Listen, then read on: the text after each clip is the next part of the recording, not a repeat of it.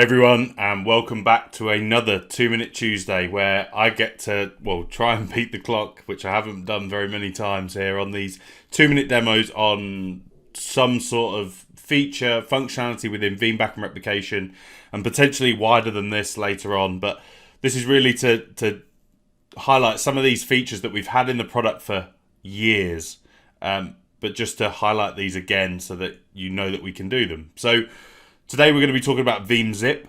VeamZIP across the board, not just for virtual machines, but pretty much any Nutanix HV, Microsoft Hyper-V, we've got the ability to do it. I'm going to be demoing it on vCenter or within vSphere. But ultimately what this allows us to do is an ad hoc copy or an ad hoc backup. So it might be that we're backing it up every day, every night anyway. But yeah, we're going to just show how simple it is to take that point in time backup and kind of like a compressed file, which then allows us to, move it around and take advantage of all that portability that you've probably seen us talk about in the past with that VBK format. This does not affect the backup jobs retention policy. But with that, let's start the timer. Let's go.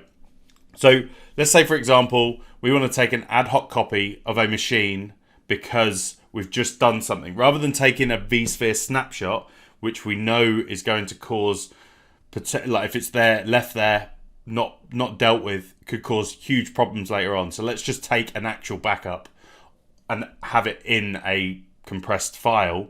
And it can be encrypted as well, and we'll walk through that. So let's jump in. Let's just take this one, for example. It could be running as well. That's another key part to what we're doing here. So let's take Secure Restore just because it's very tiny. If we right click on that, we've then got the ability to VeeamZIP to a share because I've done that before, or it's got that location already saved. And then we've got this VeeamZIP. So if we run in this, and again, it won't run outside. This is just an ad hoc copy. And we get to choose, right, where do we want it to go? Do we want it to just go local so that we've got a copy of it basically on this machine? I should have enough space. Let's just go into the root. And we can also set this delete backup automatically after a set amount of time. So if you're conscious of that, then we can obviously do that. We can send it to a backup repository as well.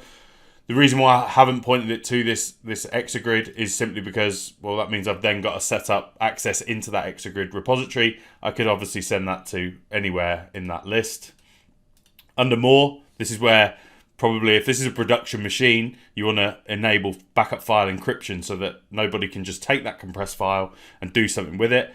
You can then define what compression level looks like. We can say about guest processing, etc., and all of that good stuff in there. And this is just going to take that point in time copy of that backup, and it's not going to affect the retention period that you already have set on the existing backup job.